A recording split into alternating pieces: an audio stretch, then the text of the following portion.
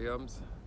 First, I want to give all praises to Yahweh, Ba'ashim, Yahweh Shai, Ba'ashim, Rakah, Kwadash, Tawada, Amen. Double honors to the elders of Great Millstone, leading in truth and spirit and sincerity, and double honors to all the camps on the highways and byways, bringing out the word in the name of Yahweh, Ba'ashim, Yahweh Shai, in truth and spirit and sincerity. Yeah. Today, we're going to talk a little bit about the 10 lost tribes of Israel. All right, the 10 lost tribes of Israel. I've been reading a book recently. I haven't gone through all of it, just probably halfway through the book. And I've come across some beautiful extracts talking about the 10 lost tribes of Israel and who they are. Now, we know through research and through biblical scripture that the 10 lost tribes of Israel are the Native American Indians in the Americas, from North America, South America to Canada, and lived all throughout the West Indies. They were known as the Taino Indians, the Arawaks, the Seminole, the Gadites, the Navajo, the Cherokee, the Apache, the Aztecs, the Mayans, the Mapuches. They were known under several names. Today, they're known as Latinos, Mexicans, Hispanics, and Puerto Ricans. That's what they're known as today.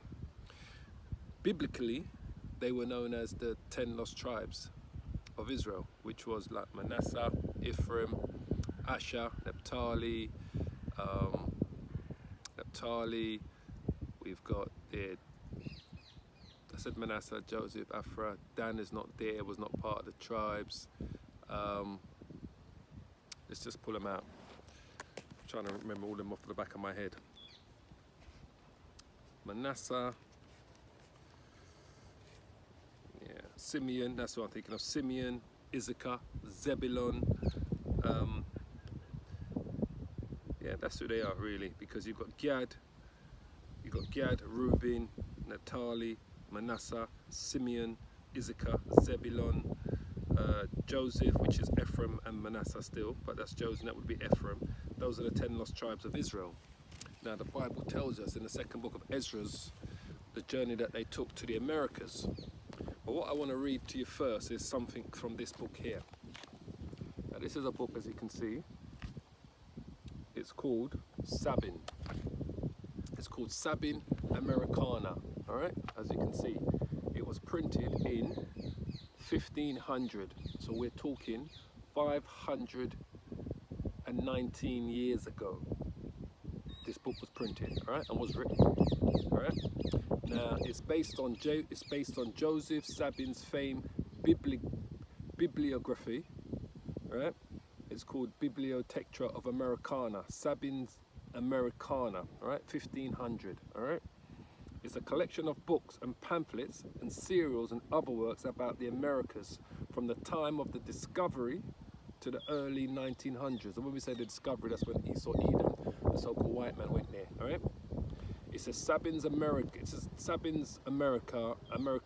from 1500 to 1926 is rich in original accounts of discovery and exploration, pioneering, Western expansion, the U.S. Civil War and other military actions, Native Americans, slavery, and the abolition, religious history, and more. All right. So this is what this book is based on, right? As you can see, it says Jews in America. Then it says probabilities that the Americans of that race, with the removal of some contrary reasoning and earnest desires for effectual endeavors to make them Christians. All right. Jews of America. When it says Jews of America, it's talking about the Native American Indians. All right. It's not talking about those pilgrims that came from Europe, that came to America and then created this new country called the United States of America in 1776. It's talking about the indigenous people of that land, as we know, are the 10 lost tribes of Israel. So this book is by a man called Thomas, as you can see, Thomas Thorogood, right? Thorogood, that's put this thing together. So I'm going to read a few extracts from this book, and then we're going to pull out some scriptures to back up exactly what these people witnessed. So I'm going to start.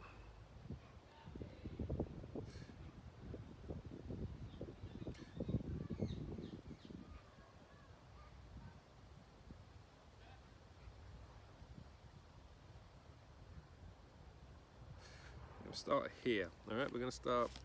Pages are numbered. This is page D3. All right, page D3. I'm going to start here. It says, and to tell you the truth, it says, before I had read your discovery and seriously weighed matters, right? When, shall I go up a bit?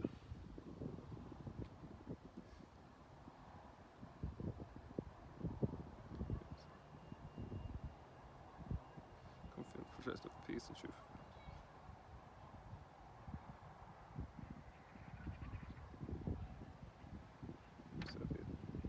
Start there, yeah.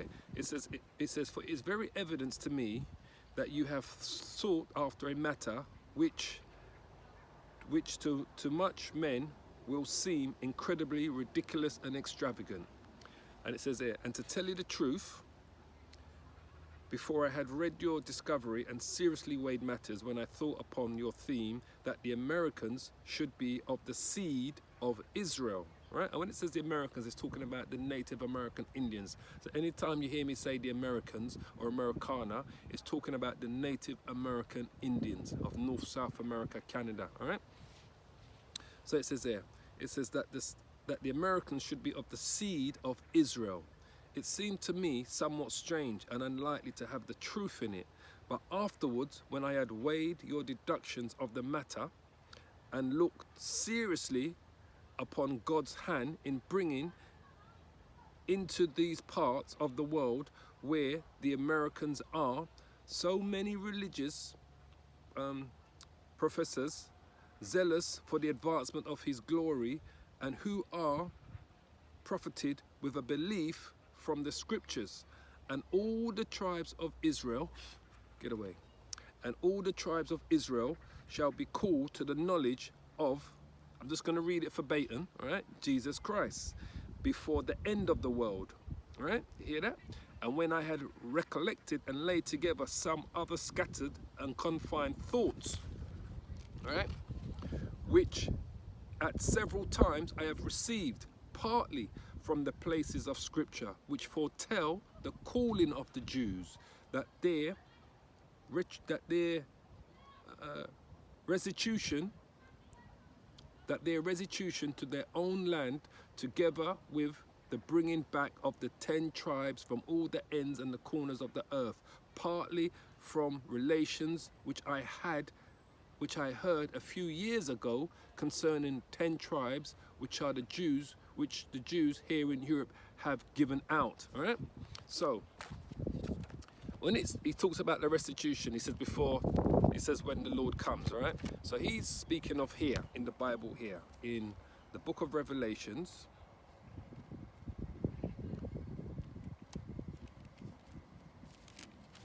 He talks about before the end times. In the book of Revelations, when it says here, chapter 7, verse 4, and it says, and I heard a number of them which were sealed, right? And they were sealed, Revelation chapter 7, verse 4, and they were sealed 144,000 of all the tribes of the children of Israel, all right? Of the tribe of Judah was sealed 12,000. Of the tribe of Reuben was sealed 12,000. Of the tribe of Gad was sealed 12,000. Of the tribe of Asher was sealed 12,000. Of the tribe of Naphtali, 12,000. Manasseh was sealed 12,000. Tribe of Simeon, 12,000. Of the tribe of Levi, 12,000. And of the tribe of Issachar, 12,000. Of the tribe of Zebulun, 12,000. And of the tribe of Joseph, 12,000. And of the tribe of Benjamin was sealed 12,000. So this is what this man is referring to, all right? This is what Sabin is referring to, all right? Joseph Sabin, all right? So we're going to continue reading some extracts from this book. It says, American Indians, it says that I began to stand amazed at the appearance of the probabilities which of many ways offered themselves unto me to make out and confirm the effect of that which you have said. And when I began also upon another account to wonder at the strangeness of God's conduct over your spirit, that he should have let you work 12 or more years ago, all right? After the search of such a matter by historical observations, whereof then so few right? As almost no footsteps at all were extant to be traced, and whereof now of a sudden the world is like to be filled with such evidence that it will be an astonishment to all that shall hear of it and lay it to heart, and that all who have integrity, right, will be contrived to confess, right, will be constrained to be confessed that indeed there is a God who ruleth in the earth, all right, and that he has ordered the affairs of the nations by a universal providence to bring to pass his own counsel, and that the things which he has revealed by his word should in latter times be accomplished, all right. He says, for to my apprehension, this will be the great benefit of these discoveries, namely that the mouths of the atheists will be stopped and convinced of irrationality and foolishness, right? For when it shall appear to all men undeniably that the transformation, right?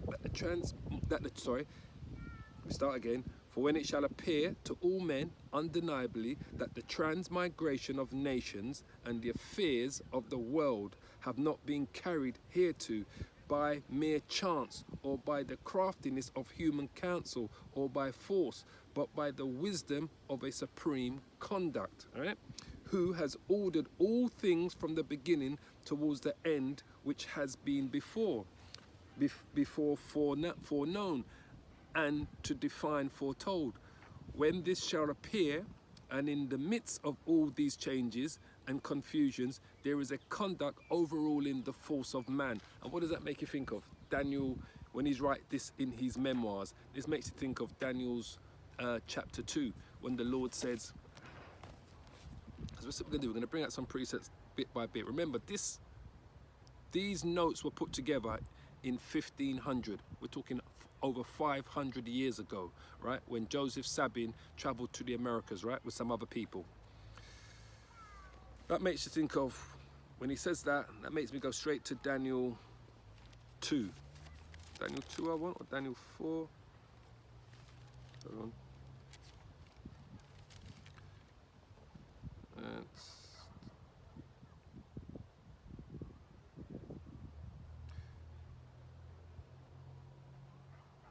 Daniel chapter 4 verse 17, all right?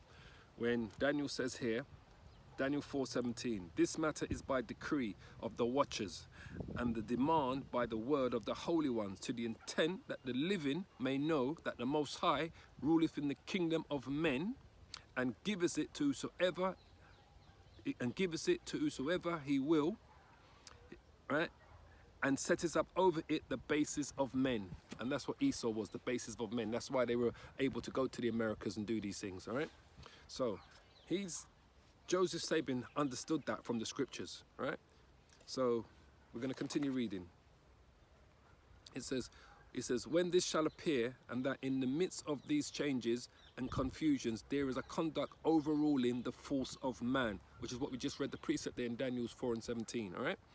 And disappointing the counsels of the crafty, then the eyes of all men will be upon the Lord, and God alone will be exalted in righteousness, and the Holy One of Israel in judgment. All right? So then it says here, it says, where is it? It says, foreseeing it is evident, all right? It says, foreseeing it is evident that the 10 tribes of Israel have been as if it were lost in the world near about the space of 2,000 years, according to scripture, all right? If now they should again appear upon the stage, first as if it were in another world by themselves, and then afterwards speedily come from thence hither to the land of their ancient inheritance. It says, where they shall be joined to their brethren, the Jews, which is clearly foretold by the prophets, shall come to pass. If I say those things should now begin to come to pass, what can all the world say otherwise? But the Lord's counsel does stand. All right, this is beautiful what this man wrote, right? It says, and that he has fulfilled the words spoken by his servants, the prophets, concerning Israel, that although all the sinful kingdoms of the nation shall be destroyed from off the face of the earth, yet the house of Jacob shall not be utterly destroyed, but shall be corrected in measure.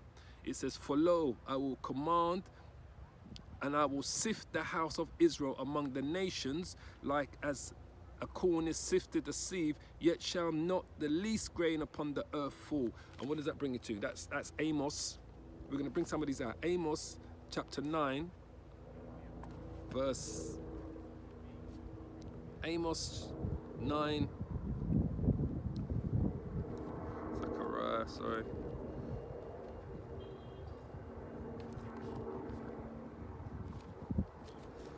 Amos 9, verse 8.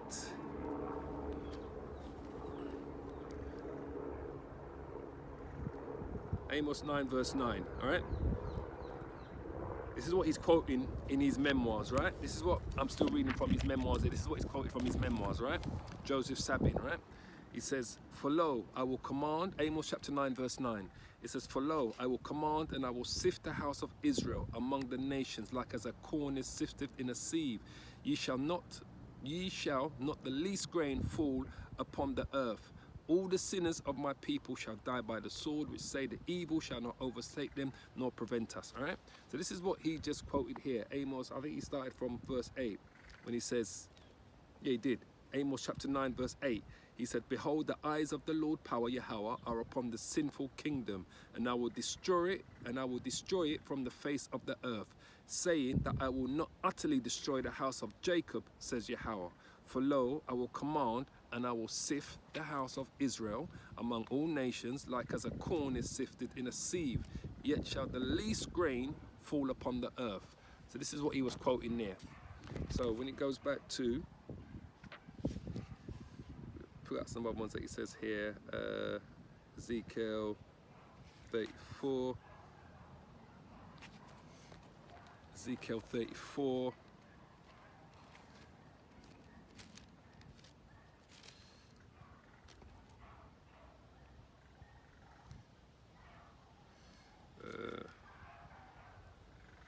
when he says,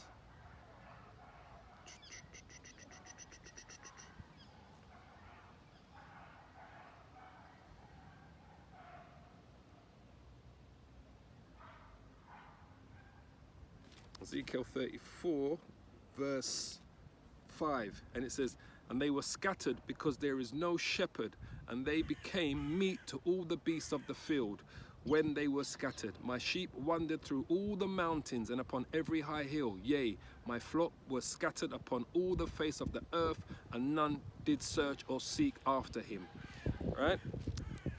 And then obviously Ezekiel 37, when he says, 37, when it's verse 11, when it says, then he said unto me, so Ezekiel 37, verse 7, then he said unto me, son of man, these bones are the whole house of Israel. Behold, they say, our bones are dried, and our hope is lost. We are cut off for our parts. Therefore prophesy and say unto them, thus says the Lord power Yahweh. Behold, O my people, I will open your graves and cause you to come up out of your graves and bring you into the land of Israel. And ye shall know that I am Yahweh when I have opened your graves, O my people, and brought you up out of your graves, and shall put my spirit in you, and you shall live, and I shall place you in your own land. Then shall you know that I am Yahweh, have spoken it and performed it, says Yahweh. The word of the Lord Yahweh came unto me, saying, son of man, it says, moreover, thou son of man, take thee one stick and write upon it for Judah, for Judah and for the children of Israel, his companions. Then take another stick and write upon it for Joseph, the stick of Ephraim, and for all the house of Israel, his companions, and join them one to another into one stick, and they shall become one in thine hand. All right? So let's go back to reading some more extracts from this, right? So we just read here when he says, where this is what he was writing when he says, we just go back over it again. He says, For seeing it is evident that the 10 tribes of Israel have been, as it were, lost in the world near about the space of 2,000 years, right? If now they should again appear upon the stage, first as it were in another world by themselves, and then afterwards speedily come from thence hither to the land of the ancient inheritance, where they shall be joined to their brethren, the Jews, which is clearly foretold by the prophets shall come to pass, which we just read in Ezekiel 34 and Ezekiel 37. All right, now I'm going to jump down to the bottom of the page here. It says, the destruction then of the spiritual Babylon by the reformation of Israel shall make out this to all the earth, that God alone is the Lord over all, and the Savior of the people that put their truth in his name. All right. It says, first then I shall impart unto you some stories which I heard 5 or 6 years ago, when I was in the Low Countries, concerning the 10 tribes, and then I shall add some information concerning the state of the Jews in our European and Asiatic worlds, which I have learned at other times by some providence which God has offered unto me. And upon the whole matter I shall leave you to your further conjectures by that which I shall show. All right, so you got to think 500 years ago, all right, Joseph Sabin, all right, was in the Americas, as you can see, all right, 500 years ago, doing the work of the Lord, right, trying to work out who are the 10 lost tribes of Israel, who are those people, the Native American Indians in the Americas, right, and he wrote this down. This is his own words, and also some of these documents that he's got in this book here were written by other men who were traveling with him, who he came across, that gave him information about the 10 lost tribes of Israel and who the Native American Indians are. So you got to really think about this. This is a man doing this in the 1500s, all right, in the 1500s, right, who understood the Bible, knew that the children of Israel could not go home and would not be repatriated to the land of Israel until the 12 tribes of Israel are gathered from the 4 corners of the world. And he also knew that only the Lord, Yahweh, who the world ignorantly calls Jesus Christ, is going to actually bring them, literally bring them home. He understood that 500 years ago. But many people today, especially so-called black people, especially all those that call themselves theologians, don't even understand that simple point today in 2019. But this man, Joseph Sabin, understood this 500 years ago when he was actually doing the work. All right? So we're going to jump down here. It says here,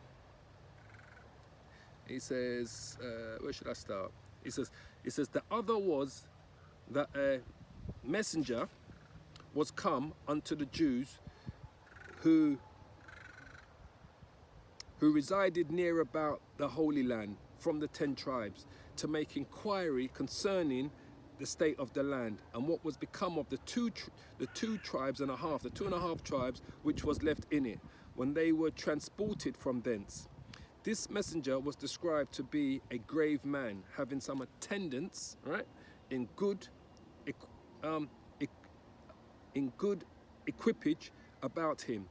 He told them that the people from which he was sent were the tribes of Israel, which in the days of Hosea the king were carried captives out of their own land by the king of Assyria, who transported them from Samaria into Assyria and the cities of the Medes.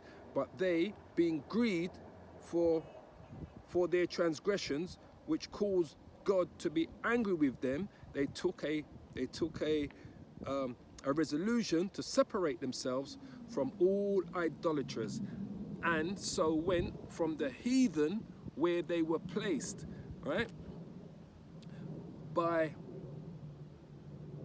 with a resolution to live by themselves, and objective that the commandments and to obey the commandments of God, which in their own land they had not observed. It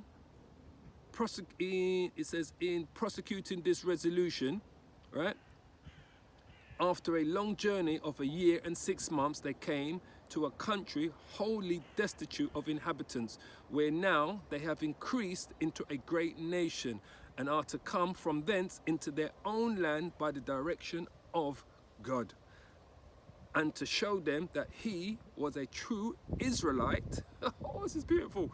He had brought with him a scroll of the law of Moses written according to their customs. So what is he quoting here? He's actually quoting in the book of 2 Kings first, right? He's quoting in the book of 2 Kings chapter 17 first, when he's actually talking about when the Israelites went into captivity under the king of Assyria, which is Shalmaneser the fifth of Assyria.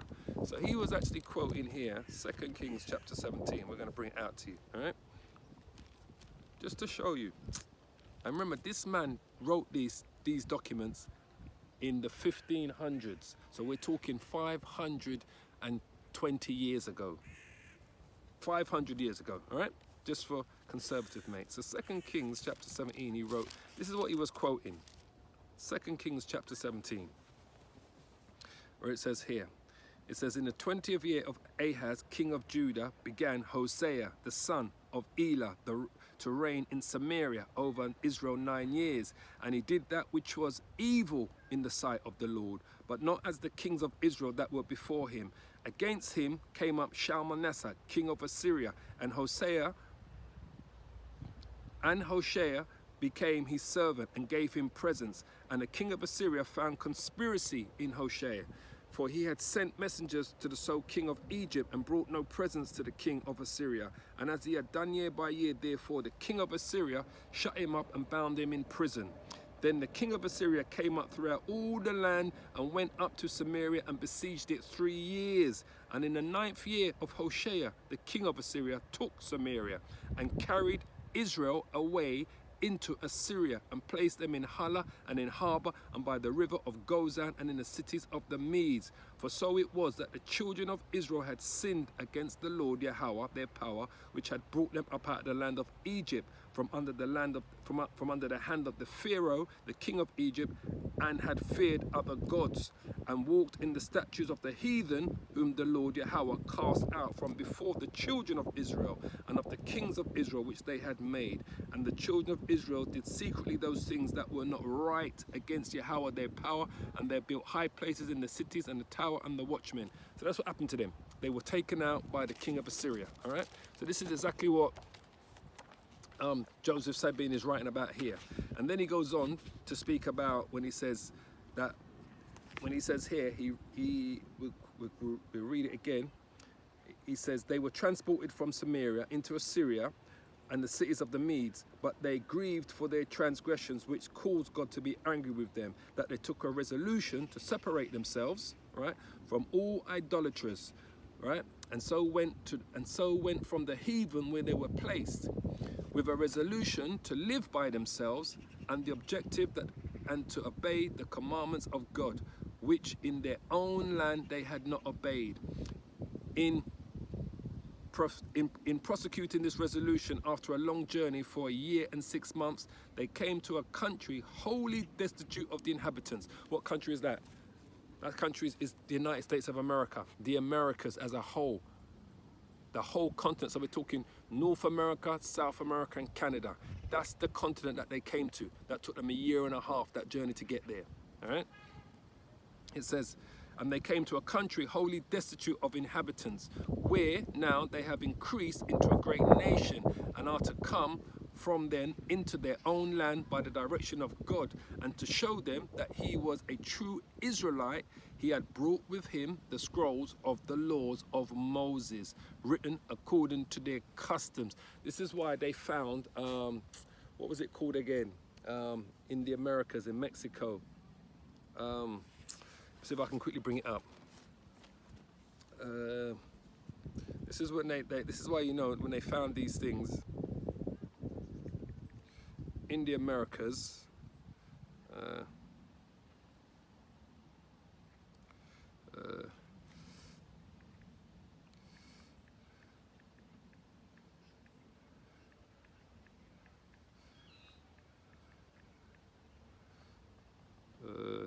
forget what it's called, man. Thingy bob.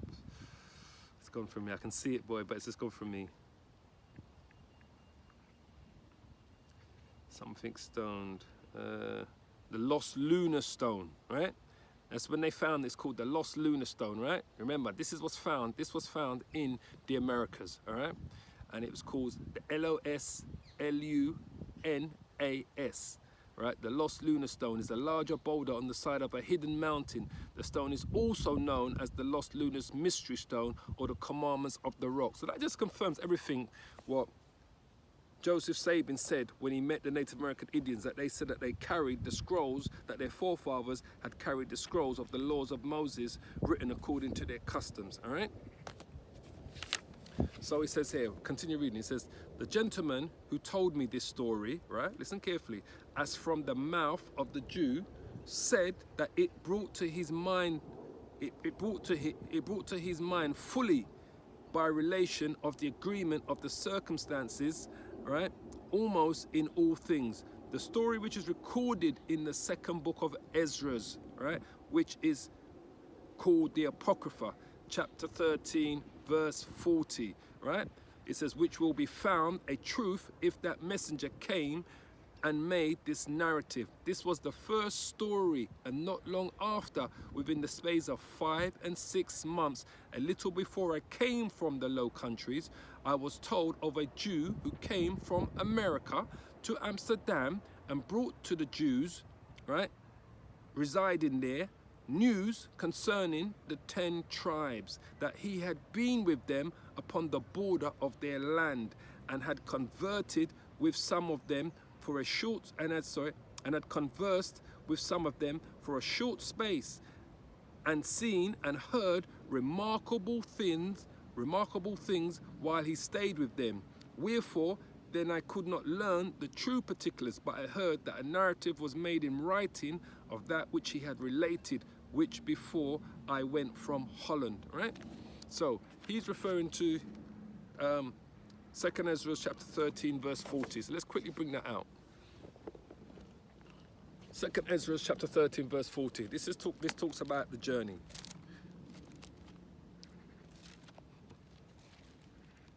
To know that 500 years ago you had people that were seriously looking into the 10 lost tribes of Israel to that detail, that they knew the scriptures themselves. And you think when we bring out these scriptures that somehow we don't know what we're talking about? Are you kidding me, man? We've always told you about 2nd Ezra chapter 13. We knew about this journey from this book, and we've always told you this is how Columbus knew how to get to the Americas. He read the book of 2nd Ezra. This is why Columbus had 5 Hebrew translators on his boat, because he knew those people in the New World, in the Americas, were Hebrew. They were the 10 lost tribes. He knew where they fled to because he had read the scripture. He read 2nd Ezra. 2nd Ezra chapter 13, verse 40. It says, 2nd Ezra chapter 13, verse 40. It says, those are the 10 tribes which were carried away prisoners out of their own land in the time of Hoshea the king, who Shalmaneser, the king of Assyria, led away captive, and he carried them over the waters, and so came they into another land. But they took this counsel amongst themselves, that they would leave the multitude of the heathen and go forth into a further country where never mankind dwelt, that they might there keep their statutes which they never kept in their own land.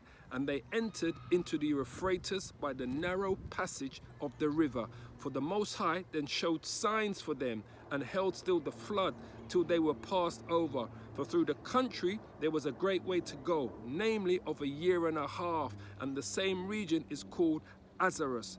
Then dwelt they there until the latter time, and now when they shall begin to come.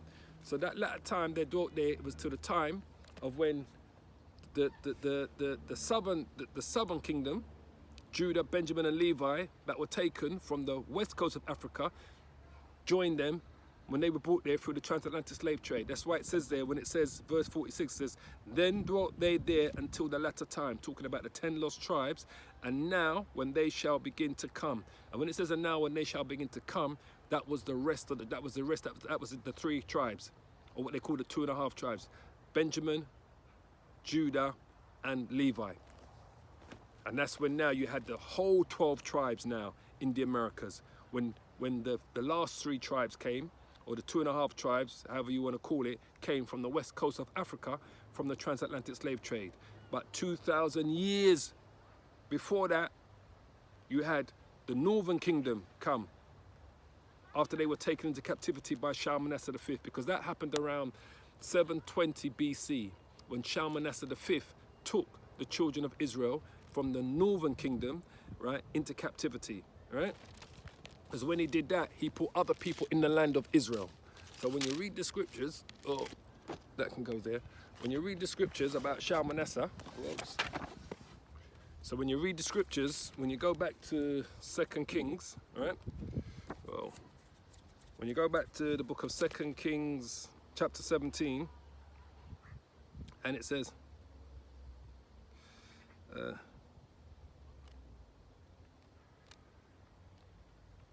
2 Kings chapter 17 verse 22, right? It says, 2 Kings chapter 17 verse 22, it says, "For the children of Israel walked in all the sins of Jeroboam, which he did. They departed not from them." And Jeroboam was the first king of the northern kingdom when the kingdom of Israel split into 2 after Solomon's death. Jeroboam became the king of the northern kingdom, and Rehoboam, Solomon's son, became the king of the southern kingdom, which was Judah, Benjamin, and Levi, all right? It says, "For the children of Israel walked in all the sins of Jeroboam, which he did. They departed not from them." So we're in the book of 2 Kings chapter 17 verse 23.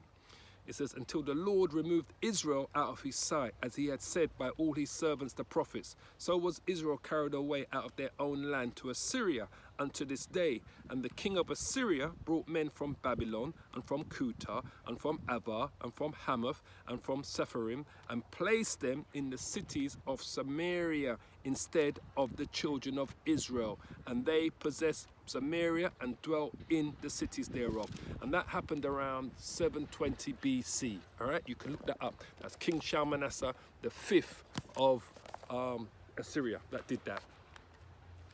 All right, so, and then what we just read there a little while ago earlier in 2nd Esdras was the journey that the Israelites took from the northern kingdom after because they was in captivity for about 25 years under Shalmaneser the 5th. And after that captivity come to an end, they made an agreement amongst themselves. They decided amongst the tribes whether to go back to the land of Israel or to find somewhere new. And because they had gone off so much when they was back in the land of Israel, they wanted to find a new place to worship and praise Yahweh Bashim Yahweh Shai, and they was taking all of the laws of Moses with them, just like what he says here, all right? What Sabin says here, what was told him, right? What they was told by the Native American Indians, and what he was told and what he wrote down here. So we go to the next page. It says here, we're on page E2 now. It says, and just so you can see, right, the writing in this book, right, is written as it was first put together. All right, as you can see, it was written as when it was first put together. So J didn't exist in the English alphabet back then. A lot of words were spelled differently back then, with using different letters to spell them. So I'm reading it. This is why you may see sometimes I stop somewhere, because I'm reading it in the original English that it was written in, right? Before the type of English that we have today and how words are spelled today, all right? It says, in his first letter dated November the 25th, right? 1500. He says that in this treaty he handles of the first inhabitants of America, which he believes were of the 10 tribes, all right? So we know the Native American Indians are the first inhabitants of America, North America, South America, Canada, the West Indies, all right? What they called the New World back then, right? So this is his first letter that was sent to him, right? We go up a bit. It says, Mr. Antonio Monterinos, he came to give me satisfaction, had written indeed of a letter, a treaty which he shortly would publish, and whereof I should receive of many copies as I should desire. All right. It says in his first letter dated November the 25th, 1500, he says that in his treaty he handles of the first inhabitants of the America, which he believes were of the 10 tribes. Moreover, that they are scattered also in other countries which he names, and that he keeps their and that they keep their true religion, right, listen carefully, as hoping to return again into the Holy Land in due time. So when those devils came to the Americas, when Esau, these Edomites, these so-called Europeans came to Americas, the Native American Indians were still following the laws, commandments and statutes, right, and keeping the laws of Moses while they was out there. It was these devils that came and corrupted them, you know. He's writing here. He said when he received the letter from a Mr. Antonio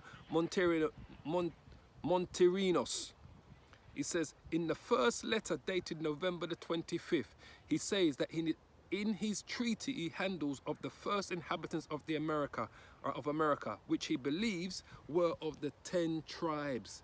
Moreover, that they were scattered also in other countries, which he names, and that they keep their true religion as hoping to return again into the Holy Land in due time.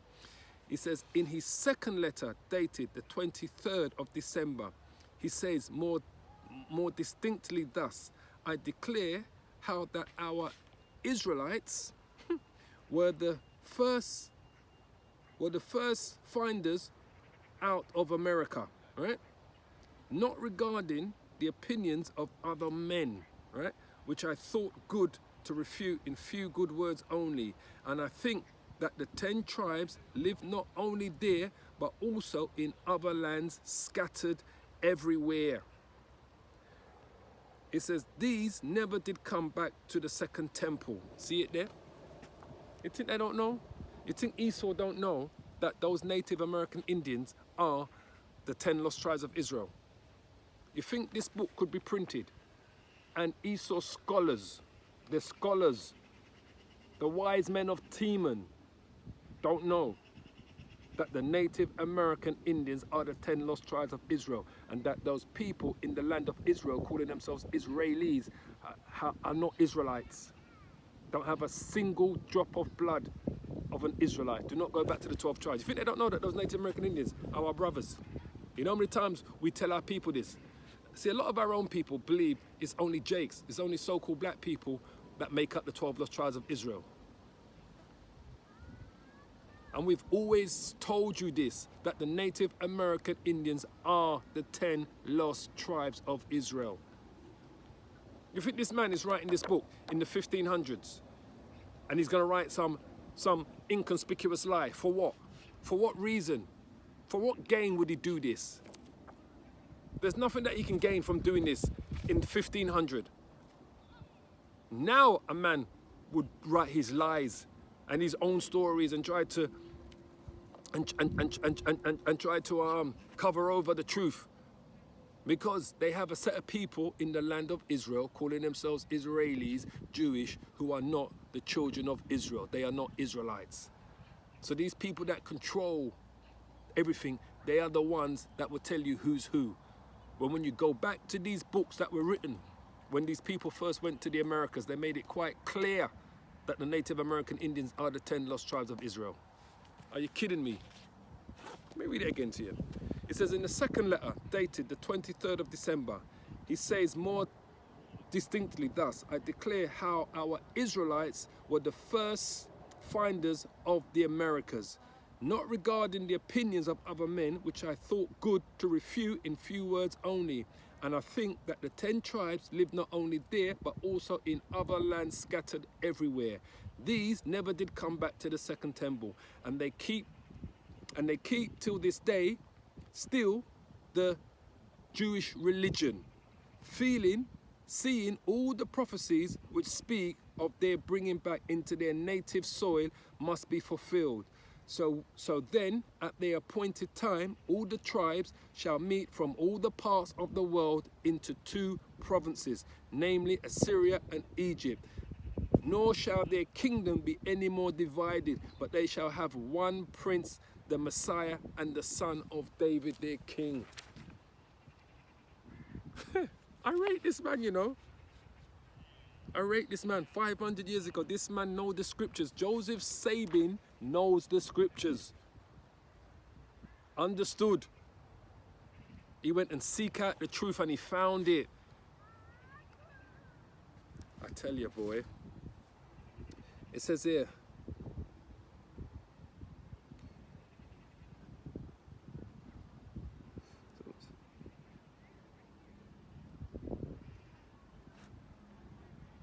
It says, by all which you see, he's full agreement with your conjecture concerning the Americans, that they are descended of the Hebrews, which his book comes into my hand, you shall have it, God willing. Oh my gosh.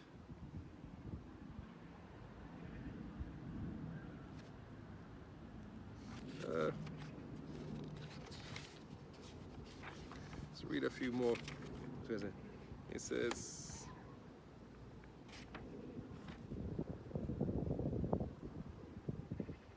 let's read a few more extracts here. It says, as for the carrots, it says, God has so ordered it that the greatest bodies of them are in the northern parts of the world, by which the 10 tribes, if ever they come to the Holy Land, are likely to come from. What's that northern part of the world? North America. Because that's where all the 12 tribes are going to be on the great day of deliverance. We've always said that the great deliverance is going to happen in America. It says here, it says, and when this sword shall be thus powerful in the hands of his saints, it said, the true prophets with the one troop and the true carrots with the other. It says, then shall be fulfilled the prophecy of the psalmist, that vengeance shall be executed upon the heathen, punishment upon the people and their kings. Oh my gee, he's reading Psalms 137. And their kings shall be bound with chains, and their nobles with fetters of irons.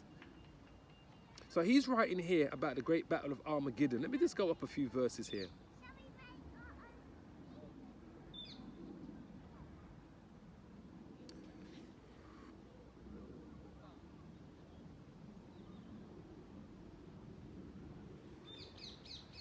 Let's go up a few verses here. Let's start from here. He says here, he says,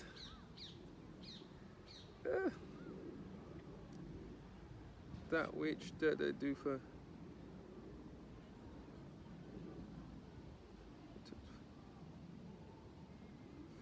He says, then will the great battle of Armageddon be fought, whereunto all these troubles and changes are but preparatives. Then shall the sword of the Spirit of the word of God prevail mighty over the spirits of all men. The two edges thereof on the right hand and on the left will cut sharp and pierce to the dividing asunder of the soul and spirit and of the joints and marrows. He's reading Hebrews 4 and 12 there. That's what he's quoting. And to the discerning of the thoughts and intentions of the heart. And when this sword shall be thus powerful in the hands of his saints, which are the Israelites, right? The true prophets with one troop, and the true carrots, that says chariots, I'm not sure, that must be like a sect, with the other, then shall be fulfilled the prophecy of the psalmist, that the vengeance shall be executed upon the heathen and punishment upon the people, and their kings shall be bound with chains and their nobles with fetters of irons, and the honor... Cut out there for a minute, I had a little intervention there. Read it back here again. It says, read it back, it says, then shall be fulfilled the prophecy of the psalmist, that vengeance shall be executed upon the heathen and punishment upon the people, that their kings shall be bound with chains and their nobles with fetters of irons, and that honor due to all saints shall be given them, to be made executioners of the judgment written in the word of God against them. We know not how near these things are at hand. Oh, let me tell you. See, back then, he didn't know how near these things are. Now, we're in the year 2019. This book was written in 1500, all right? So he's saying he did not know how near it was back then. But now, we know that we are that close to this judgment, to this war, to the war of Armageddon, to the mark of the beast, which is the RFID chip. We know we're that close to all of this time. But when Joseph Sabin wrote this back then, he said it with his own words. We know not how near these things are at hand. Let us therefore be watchful and put on the armor of light to be ready when the bridegroom comes. Who's the bridegroom? Yahweh Shai, who the world ignorantly calls Jesus Christ. That's the bridegroom, all right? To go with him in our wedding garment, having our lamps burning and provision of... This man is definitely, 100%, this man, Joseph Sabin, has got to be an Israelite. No ifs, no buts, no maybes. He's got to be an Israelite. There's no way this man could know all this and put in so much work to find out who the Native American Indians are and work out that they are the 10 lost tribes of Israel, and able to connect the dots from the book of 2 Kings chapter 17 to the book of 2 Ezra chapter 13, and all the other prophecies in the Bible, from Ezekiel's prophecies to Isaiah's prophecies to do the children of Israel being scattered. This man, Joseph Sabin, who wrote this book, is definitely an Israelite. He says, and to this effect the Lord teach us to be diligent, to be found of him in peace, without spot, blamefulness, that in the midst of these fightings and confusions we may not be found as many are, right? Smiting their fellow servants, eating and drinking largely of the spoil of those that are spoiled, and being drunken with the passions of malice, entertained for the revenge of injuries, or of the covetousness and ambition, prosecuted for self-interest, right? And with this prayer I shall commend you to the grace of God and left. Man, this, look, your faithful friend, fellow laborer. So he wrote this part. This part here was written in what, 1649. Let me just show you. January the 7th, he wrote this thing here. January the 7th, 1649. So this letter now, remember this book was made up of a collection of books, pamphlets, serials and letters, right? This particular one that I just read here, regarding where he spoke about the Israelites and the Psalms of David, right? That's talking about their king shall be bound with chains and their nobles with fetters of irons, right? That was written in 1649. So, and the person that wrote this was J. Dury.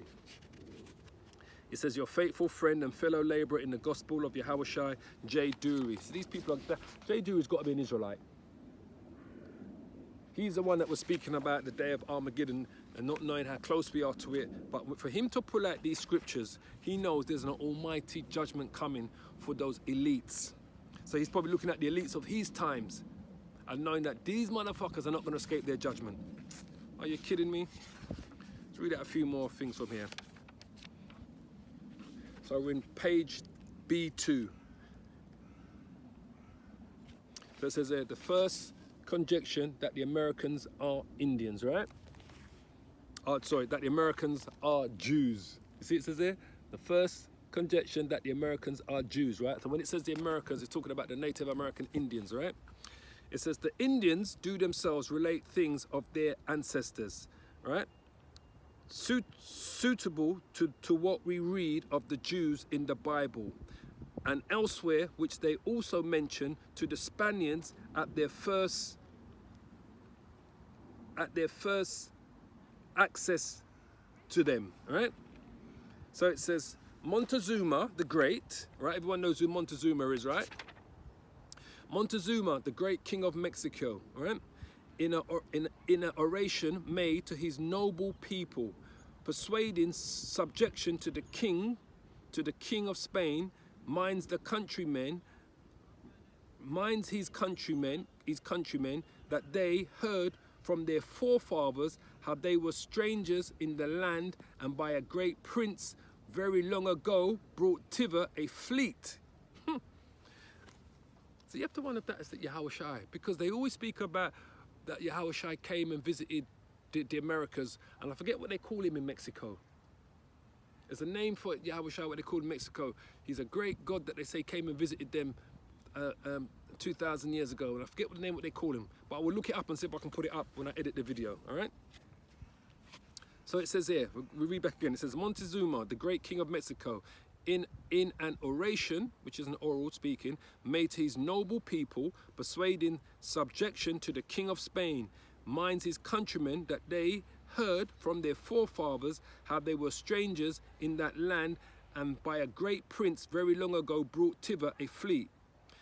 it says, they boast their pedigree from men, preference in the sea by God himself, right? That God made one man and one woman, bidding them live together and multiply, and how in a famine he rained bread for them from heaven, who in a time of drought also gave them water out of a rock. So he's talking about the great deliverance. He's talking about Moses here. So what Montezuma's talking about here is Moses, not Yahushua. He's actually talking about Moses. All right. I know the Mexicans, they speak about Yahushua had came there. All right, but I will look that up. All right, but what he's actually specifically talking about here, Montezuma, the story that he's telling to his people, he's telling the story about Moses, the deliverance, the Exodus from under the Pharaohs, when they were delivered out of Egypt. When, remember, there was rain, bread, manna, they called it bread from heaven, and they was dying of thirst, and they was complaining to Moses, and Moses went to the rock and he knocked the rock and the fresh water came out of the rock. It's all in the book of Exodus, all right? It says here, it says, they boast their pedigree from the men, preference in the sea by God himself, that God made one man and one woman, bidding them live together and multiply, and how in a famine he rained bread for them from heaven, and who in time of drought also gave them water out of a rock. Many other things themselves say were done for them, such as the scriptures related concerning the Israelites as coming out of Egypt, as their peregrination many years. All right. It says the oracles they received, their ark of the bullock of the bullock, wherein Vitsi Liputsi was included, of the tabernacle of the ark. So they had their own ark. It was called the ark of Bulrath. All right. So the Montezuma, which are they were the Aztecs, had their own ark. Right? It was called the Ark of the Bulrush. Bulrush. The Ark of Bulrush. B-U-L-R-U-S-H. It says, wherein Vitsi Lupitsi was included, of the tabernacle of the ark, right? Which was the ark that Moses had. The tabernacle was the Ark of the Covenant, right? Carried by 4 priests, and how they pitched their tents according to its direction, and who sees not faith, Malavanda, much probability that the Mexicans are Jews. How could they self-report the manner of their coming into the promised land? So they knew the Mexicans, which were the Aztecs, were Jews. So it says here, I'm just jumping around here now, right?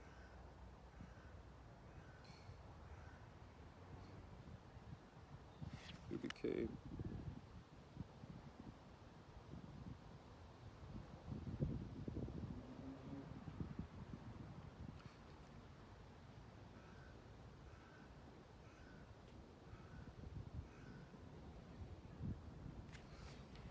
Jumping around here, we're going to go to here. It says, Meraz, K Meraz, before named, does not only aver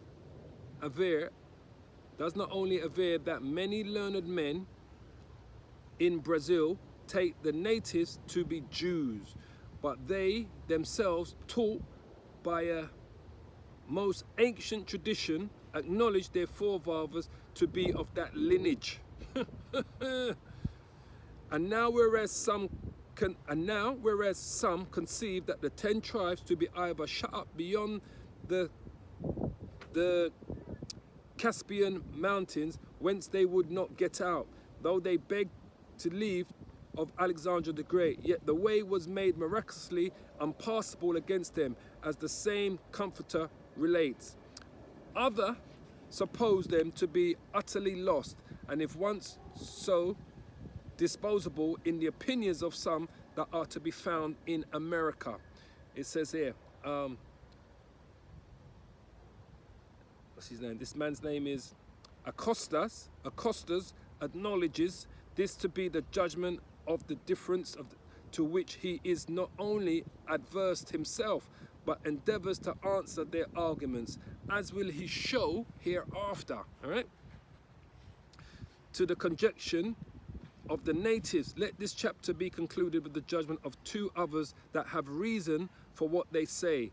The first is Emmanuel de Moraes, spoken of affirming those of Brazil to be Jews. First, because those Brazilians married into their own tribe and kindred. Secondly, their manner is also to call their uncles and aunts fathers and mothers. Thirdly, they are given much to mourning and tears in the funeral of solemnities, right? Like a solemn funeral, right? And last of all, they both have garments much alike. So you know what those garments are with the And the next matter is one of the first, if not the first of our nation in England, that learned that the language and so prepared towards the conversion of the natives, which proposed of his being known, he was desired to observe it, should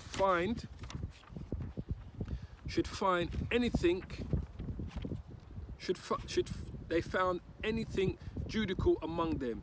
He kindly answers to those letters from Salem in New England, the 20th of the 10th month, more than 10 years since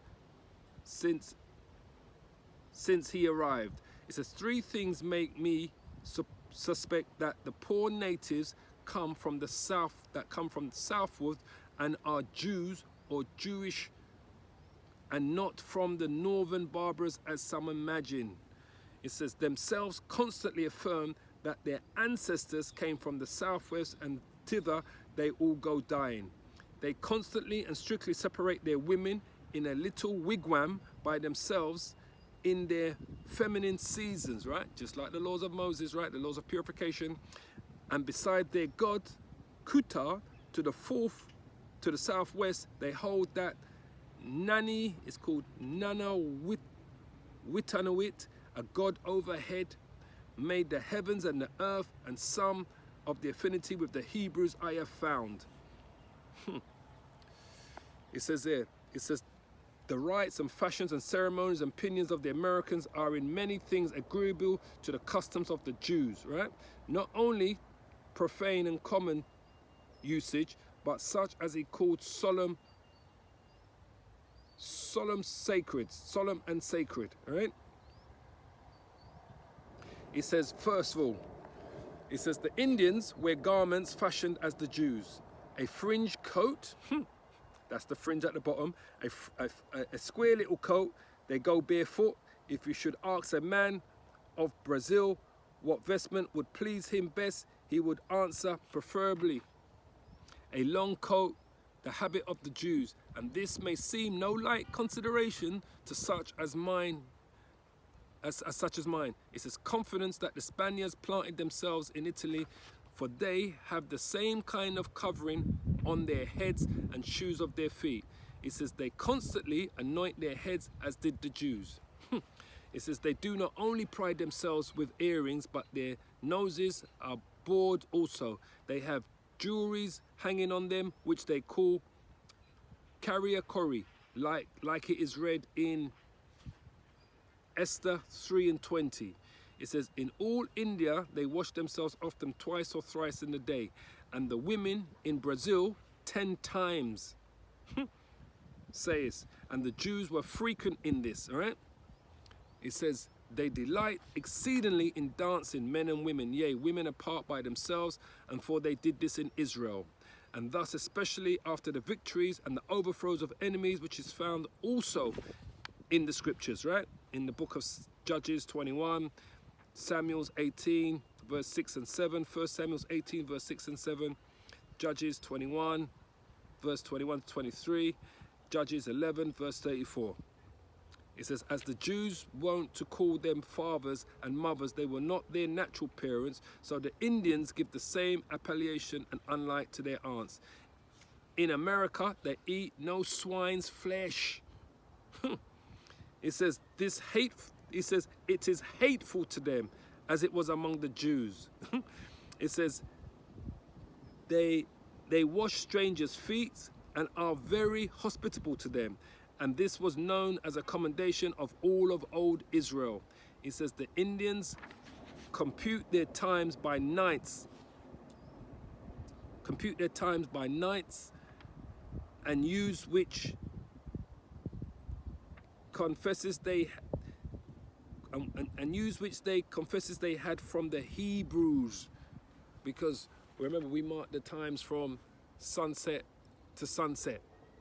The same thing how they do it. Oh man, I mean there's so much more in this book, right? Let's read this last. Shall I read this last little bit here? It says, yeah, it says circumcision is frequent among the native Indians, which some, not observing, have thereupon denied them to be the Jews. It says, confidently, we have so many witnesses that the American Indians be circumcised as it becomes not a modest man to deny it, and among the rarities brought from those quarters, speaks of stony knives, very sharp cuttings, all right? And his illustration shows that the Jews of old did use such in their circumcising, knives of stone, with sacrament omitted 40 years in their travel, is reviewed by God's commands, right? To make these sharp knives. Yeah, that's right.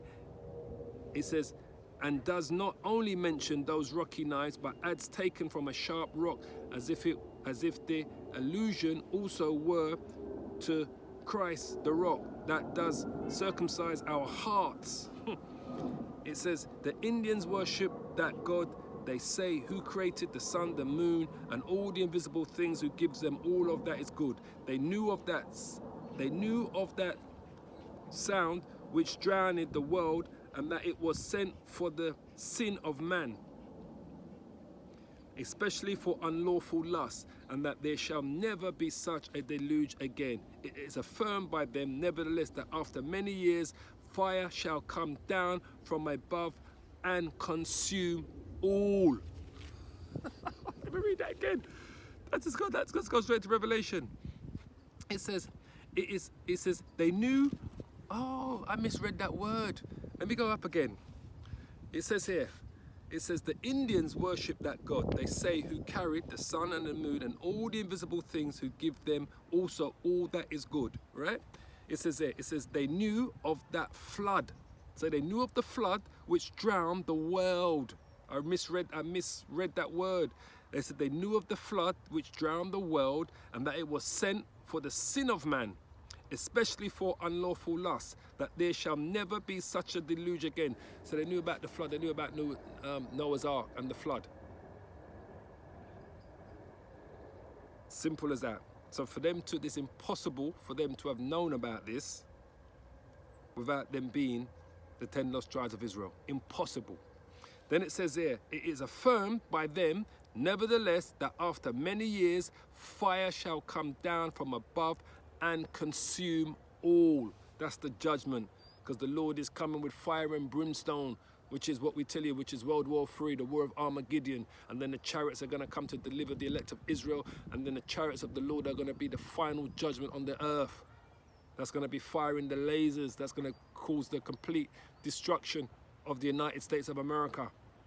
So they knew about the war of Armageddon, and that the last war, the last destruction, is going to be by fire. This man is writing this in the 1500s, people. It says they believed the immortality of the soul, and that there is a place of joy, another of tormented death, whither they shall go that kill, lie or steal, which place they call Popopogufo, a great pit, like the expression. But they which do no harm shall receive into a good place and enjoy all manner of pleasure. Well, there is no place of hell, but the Bible, because the Bible speaks of it in a certain way, people misinterpret that. But they would not have, you see, with them, they not even having the book of Revelations, somehow knew that the last destruction is going to come by fire. That's beautiful. It says the American Indians have in some parts an exact form of king, priest, and prophets, as were in aforetime in Canaan in ancient Israel. Priests are in some things among them, as with the Hebrews. Physicians are not habited as other men. I don't think I need to go into any more. I just really wanted to just give this to you today, boy, to show you that the Native American Indians are the 10 lost tribes of Israel. And I know we didn't bring out many scriptures today. I just wanted to bring out certain scriptures to show you that this book was written 500 years ago, right? And it's a book by Joseph Sabin, right, who's a famed bibliography, which means he studies the Bible. Sabin's America, 1500. It's a collection of books, pamphlets, serials, and other works about the Americas from the time of their discovery to the early 1900s. And that's what he discovered, that the Native American Indians and all of their customs and all of their ways are the 10 lost tribes of Israel. And he quoted many scriptures in his writings and in the pamphlets and the writings that he put together to make this book to show you that. So I don't care what anyone people can keep on trying to bring across that same bullshit, trying to tell you that the Native American Indians are not the 10 lost tribes of Israel. These people knew this. Esau, Edom knew this, and I believe this man is a Joseph Sabin, and the other people that took part in putting this book together, that wrote pamphlets and serialized works in this book, that they were all of one mind and understood the Bible, the judgment that's to come, understood that the 12 tribes have to be gathered from the four corners of the world and brought back to the land of Israel by God, by the Most High's got to do that. Not through a 747, a plane, a train, or automobile, or the Balfour Treaty. The Most High is going to send his son to deliver the 12 tribes of Israel, and that the 12 tribes are going to be in one place where the great deliverance is going to take, but they're also going to be scattered to the four corners of the world. So I don't think I need to say any more, boy. I just really wanted to get into this, boy, today, boy, and just let you know, boy, that this is a great book to have. Let me tell you, this is so much evidence in this one book that tells you that they are the 10 lost tribes of Israel. No ifs, no buts, no maybes. So on that note, I'm going to give all praises to Yahweh, Ba'ashim, Yahushai, Ba'ashim, Rakah, Kodash, Tawada, Amen.